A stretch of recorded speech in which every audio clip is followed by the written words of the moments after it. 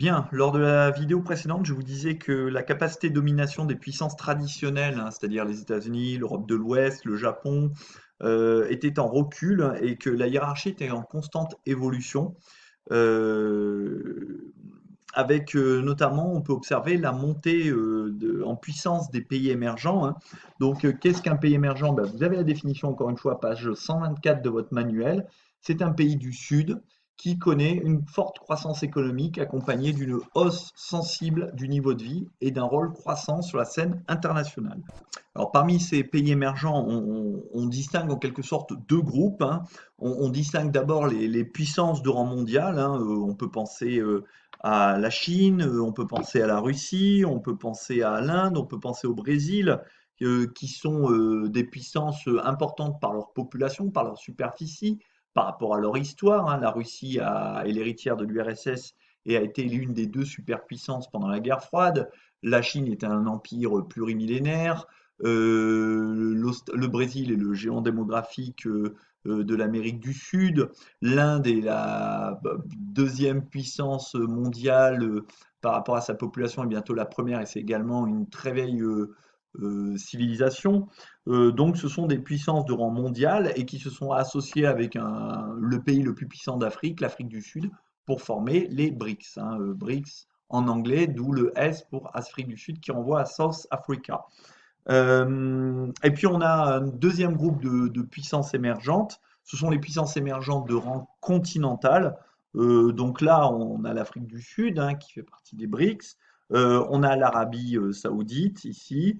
On a la Turquie à la charnière entre l'Europe et l'Asie. On a le Mexique et on a l'Argentine. Euh, alors la Chine est un cas un peu particulier, hein, parce qu'elle est devenue le deuxième pays émetteur d'investissements directs vers l'étranger, qu'on appelle les IDE. Donc elle investit beaucoup, et notamment vers l'étranger, hein, en installant de plus en plus d'usines à l'étranger. On peut penser par exemple à l'Éthiopie ou au Vietnam.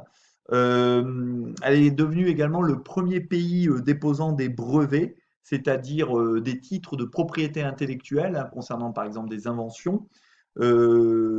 Ces FTN chinoises ont également progressé, hein, sur les 500 premières mondiales. Vous en avez quand même, on l'avait vu, hein, sur une des cartes précédentes, 119 qui sont chinoises. Et depuis 2010, la Chine a dépassé le Japon pour le titre de deuxième pays mondial pour le PIB, c'est-à-dire le produit intérieur brut, c'est-à-dire pour la richesse, hein, cet indicateur de développement. Euh, et aujourd'hui, la Chine est devenue la première puissance industrielle mondiale. On la surnomme, vous le savez, usine du monde ou atelier du monde, puisqu'elle produit à peu près 37-38% des biens manufacturés, donc des biens produits en usine, hein, que ce soit les jouets de Noël, que ce soit les masques, on s'en est bien rendu compte pendant le confinement. Euh, et elle concurrence de plus en plus les puissances traditionnelles du Nord, y compris dans la haute technologie. Je vous ai parlé tout à l'heure de l'exemple de la robotique, hein, où les Chinois étaient dorénavant au même niveau que les Japonais, alors que pendant longtemps c'était un secteur dominé par les Japonais. Et dans le domaine eh bien, de la nanotechnologie, de la biotechnologie, les scientifiques chinois progressent à vitesse grand V avec des investissements massifs dans le secteur de la recherche de la part de l'État chinois. Autre cas particulier parmi ces grandes puissances, le cas de l'Inde. Alors l'Inde, c'est également un géant territorial et un géant démographique, hein. Et l'Inde est devenue le deuxième exportateur mondial de services informatiques. Donc l'Inde, c'est vraiment le pays qui est reconnu dans le monde par la formation de ses informaticiens. Donc c'est devenu le deuxième pays exportateur mondial de services informatiques et également de logiciels. Donc les Indiens sont vraiment à la pointe dans le domaine informatique. Donc aujourd'hui, hein, on assiste à un basculement des pays traditionnels du Nord vers les pays du Sud, dont font partie les pays émergents. Et ces pays émergents s'affirment vraiment comme de nouvelles puissances économiques qui portent la croissance mondiale, même si évidemment, au même titre que les pays du Nord, eh bien, ils ont pris le choc du Covid-19 et ça a mis un peu à mal leur économie. Je pense notamment, par exemple, à l'économie brésilienne qui souffre énormément en ce moment. Ces pays émergents sont néanmoins en capacité de plus en plus de concurrencer les puissances traditionnelles, même si leurs situations sont diverses et comportent certains éléments de fragilité. Par exemple, la croissance chinoise est portée par l'État. C'est-à-dire que l'acteur économique principal en Chine, en fait, c'est l'État. Le Brésil, lui, à l'heure actuelle, il est en récession. Et ce n'est pas le Covid qui a arrangé cela. On voit bien d'ailleurs les difficultés pour répondre à cette pandémie, notamment au Brésil, avec le manque de respirateurs artificiels, le manque de places en hôpitaux. Donc, il y a des secteurs qui ne suivent pas ce développement économique rapide. L'Inde, elle, est fragilisée par une production industrielle qui est plutôt stagnante et un faible marché intérieur, car l'Inde, à la différence de la Chine, n'a pas une classe moyenne suffisamment nombreuse pour stimuler suffisamment son marché intérieur. Euh, Certains pays émergents sont également marqués par des déséquilibres économiques. Par exemple, l'Iran, la Russie ou l'Arabie saoudite sont caractérisés par un système rentier, c'est-à-dire qu'ils dépendent vraiment de leurs ressources naturelles qui leur fournit en quelque sorte une rente, c'est-à-dire des rentrées d'argent régulières et très importantes. Et donc forcément, ces pays sont dépendants du cours du marché mondial de ces ressources. Si le pétrole ou le gaz baisse, eh bien l'économie de l'Arabie saoudite, de la Russie, de l'Iran vont en souffrir. Et au contraire, évidemment, si les cours mondiaux du baril du pétrole ou du gaz augmentent, eh bien ces pays vont en profiter. Donc, de fait, leurs économies sont relativement fragiles. Certains des pays émergents également souffrent de déficits démocratiques. On peut penser évidemment à la Chine, mais aussi à la Russie, à l'Iran, qui est une théologie, au Brésil à l'heure actuelle avec un président d'extrême droite, Bolsonaro. Euh, donc, dans certains pays émergents règne un véritable système oligarchique, c'est-à-dire que c'est quelques grandes familles qui se partagent le pouvoir. Il existe de profondes inégalités sociales. On peut penser au Brésil, qui est un des plus grands pays émergents, mais qui, selon l'indice de Gini, qui est un indicateur qui mesure les inégalités au sein d'un pays, je crois de mémoire que c'est le quatrième pays au monde par rapport à ces inégalités. C'est-à-dire que vous avez dans le même pays des gens qui sont extrêmement riches, mais qui côtoient une foule de gens qui sont extrêmement pauvres.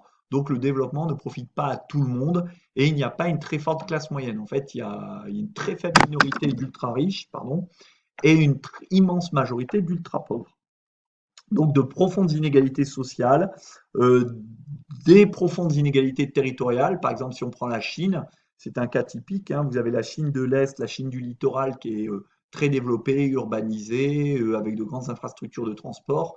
Et à contrario, la Chine de l'Ouest, une Chine montagneuse, une Chine de plateau, une Chine marquée par des déserts et des contraintes liées au relief et au climat, qui fait qu'on a un très fort déséquilibre territorial en Chine. De même, au Brésil, on a un sud-sud-est du Brésil très développé, à contrario, un nord-nord-est beaucoup moins développé. Donc il y a de très forts déséquilibres territoriaux et il est important que ces, ces- ces- ces pays émergents essayent d'avoir comment dire, un développement équilibré. Donc pour ces pays émergents, il est important de repenser leur modèle de développement, surtout à la mise en lumière de la crise du Covid, car ils sont trop dépendants des exportations. Euh, la Chine, par exemple, développe depuis 2013 le projet des nouvelles routes de la soie, dont on a parlé quand on s'intéressait aux routes maritimes, pour sécuriser notamment ses approvisionnements et trouver de nouveaux partenaires commerciaux. On a vu que la Chine était très dépendante de ses importations et des routes commerciales, notamment, rappelez-vous, le dilemme de Malacca.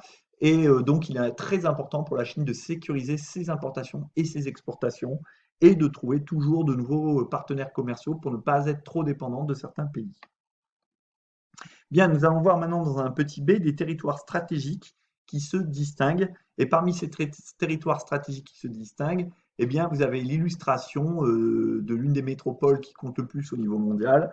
Vous avez reconnu, je l'espère, Londres avec le quartier d'affaires de la City à Londres, hein. Donc, on va s'intéresser d'abord aux métropoles. Donc, parmi celles-ci, évidemment, la métropole de Londres, hein, qui compte près de 12 millions d'habitants. On parle même donc de mégapole, puisqu'on dépasse les 10 millions d'habitants. Et cette mégapole de Londres concentre des fonctions de commandement euh, et elle est première à l'heure actuelle dans le classement des villes mondiales. Donc à l'intérieur des grandes aires de puissance, hein, celles qui font partie de la triade ou de la triade élargie, hein, l'Europe de l'Ouest, l'Amérique du Nord, l'Asie de l'Est, on a des territoires stratégiques qui vont se distinguer en premier lieu, donc les métropoles. Donc métropole, c'est le lien avec la métropolisation, hein, un chapitre qui vous rappelle certainement la première. Euh, et les plus puissantes de ces métropoles, à l'image de Londres, de New York, de Tokyo, de Paris, sont ce qu'on appelle des villes mondiales qui vont concentrer les fonctions décisionnelles et qui sont des nœuds majeurs de communication avec une accessibilité qui est excellente, hein, via des ports, des aéroports, des réseaux autoroutiers et ferroviaires. Ces villes mondiales sont situées dans les trois aires de puissance déjà évoquées, hein, et elles forment donc l'archipel métropolitain mondial. Euh, Si vous vous souvenez du programme de première, hein, ces métropoles, elles s'inscrivent dans le processus de ce qu'on appelle la métropolisation, qui désigne le mouvement de concentration des populations et des activités et des valeurs dans des ensembles urbains de grande taille. Ces métropoles peuvent, en finissant par se toucher, par former ce qu'on appelle des mégalopoles, c'est-à-dire des vastes zones urbanisées formées par plusieurs métropoles, bien reliées entre elles et dont les espaces ont fini par se rejoindre. Vous savez qu'il y a trois mégalopoles majeures. Aux États-Unis, on l'appelle la Boswash ou la mégalopolis, qui compte 55 millions d'habitants et qui va de Boston à Washington, en passant par New York, Baltimore. Au Japon, vous avez la Tokaido qui fait Tokyo, Osaka, Kobe et qui compte 105 millions d'habitants. Et dans l'Europe occidentale, vous avez donc la dorsale européenne qui va de Londres à Milan et qui compte environ 70 millions d'habitants. Et bon, Paris n'y appartient pas normalement en tant que tel, mais elle y est plus ou moins reliée. Alors, en dehors de ces trois mégalopoles, hein, dites classiques, on voit que certaines métropoles ont un poids de plus en plus important et croissant à l'échelle du monde. On peut penser à Sao Paulo au Brésil, Mumbai en Inde, Moscou en Russie. On peut penser aussi au cas de Dubaï au Moyen-Orient. Donc, on assiste autour de ces métropoles à la formation en cours de nouvelles mégalopoles, comme par exemple en Amérique du Sud, de Rio au Brésil à Buenos Aires en Argentine, ou sur la côte chinoise où il y a une nouvelle mégalopole qui est en train de se former autour des villes de Hong Kong, Shenzhen, euh, Canton, etc. Voilà, bon, je vous remercie pour aujourd'hui. On en a terminé avec ce cours, du moins avec pour aujourd'hui en tout cas, avec les métropoles. Et lors du prochain cours, nous verrons que parmi les territoires stratégiques se distinguent également ce qu'on appelle les façades maritimes. Mais ça, c'est une autre histoire. Pour aujourd'hui, ça suffira. Je vous souhaite une bonne journée à tous et à toutes. Et on se retrouve bientôt vendredi. Au revoir.